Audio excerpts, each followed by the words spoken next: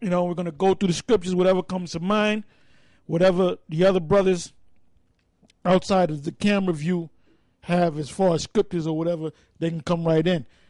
So what was the chapter? All right, chapter 3, Jacob and the curses. So we're going to start reading it. Like I said, we're not going to read this chapter to you. We're just going to use it as a guideline and bring out scriptures. Go ahead.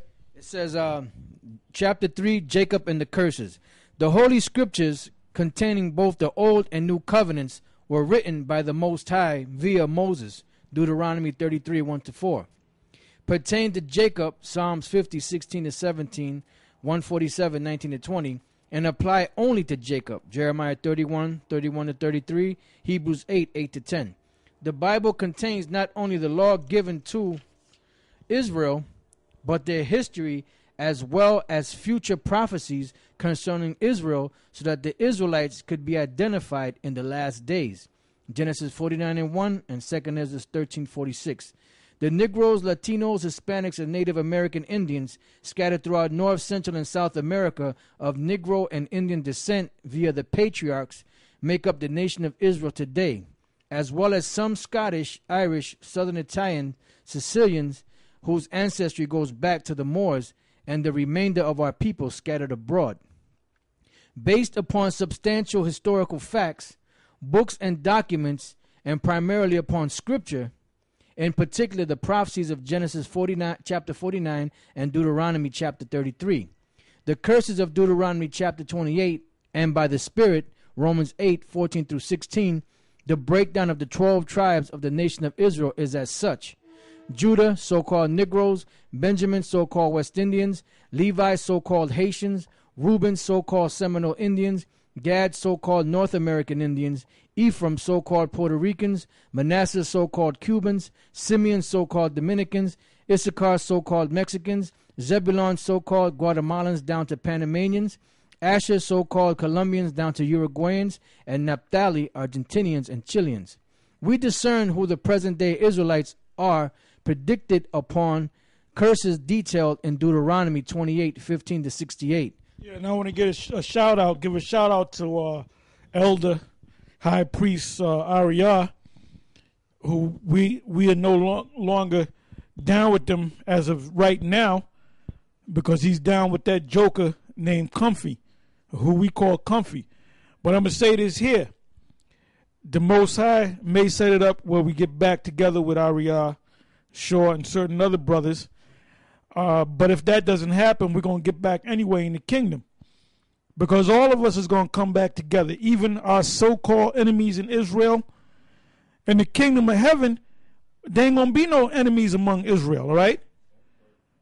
So, we have, this hate for these guys because they're going off. But in the kingdom of heaven, we're going to be brothers once again. You know how you have certain movies where you have the wicked brother and the good brother, and at the end of the movie they come together.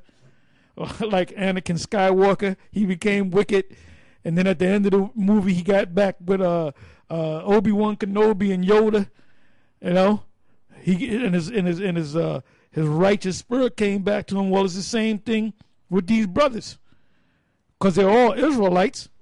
At the end of the day, we don't lose sleep, that motherfucker, because we are mad at them, but we don't lose sleep over these clowns either, because it's all set up in the spirit any daggone way, But anyway, you got anything? All right, go ahead. This is Isaiah chapter 60, verse 18.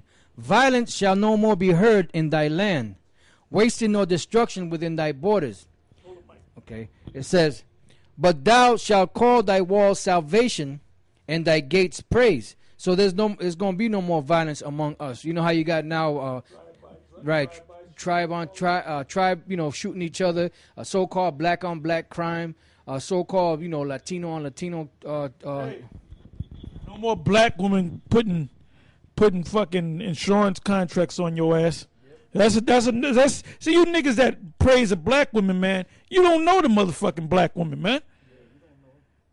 You don't know her. You don't know that bitch. Certain of these bitches, these high sedity, high maintenance hoes, man, the ones that you fall in love with, man, they set your ass, a lot of them set your ass up. They'll put an insurance contract and get your birth date and all that, Social Security and shit. And then they'll put a goddamn insurance a policy out on you that you don't know about. And then she'll get into fights with you and you slap her. Then all of a sudden you wind up missing. And then she got money off of your ass, man. That's what. And we got to do a book on the black woman, the evils of the black woman. And that would be a hot, that boy, CNN will be calling us then. Only because that book would be so controversial, man. You know? He might, Spike Lee might do a movie on it, all right? Go ahead. It says, jumping down, okay. It's jumping down to the 21st verse. It says, thy people also shall be all righteous. See, it says, thy people also shall be all righteous, meaning all Israel. When the kingdom is established, all Israel, we're going to all be righteous. You know, there ain't going to be no Jake down the corner scheming on your ass, trying to get over on you or setting you up to break into your house. There ain't going to be none of that. You know, all of that stuff's going to be out the window. And the Lord said he's going, one of the main parts of the covenant is he's going to put the laws into our inward parts. So as easy as it is now to do wickedness, it's going to be that easy to do righteousness. Everything you do is going to be righteous. All right. It says, thy people also shall be all righteous. They shall inherit the planting, they shall inherit the land forever, the branch of my planting, the work of my hands, that I may be glorified. All right. So basically all Israel is going to be righteous, and you know, it's going to be harmony when we get to the kingdom among Israel. And all Israel is coming back. Give me all Israel is going to be saved ultimately. Give me Romans the 11th chapter, the 25th and the 26th verse. So all you knucklehead Israelites out there, at the end of the deal, whether you die on this side or not, you know, you're coming back any damn way, you know. So go ahead and read that. All right, this is the book of Romans chapter 11, verse 25.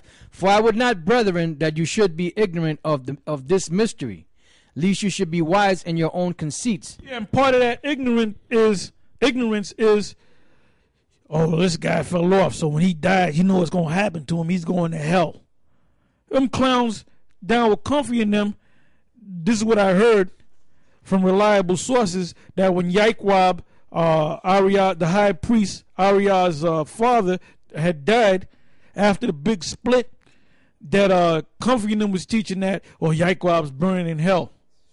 But now for Ariah to sit there and allow that shit to happen, man, you know, that means Ariah's under a zombionic spell.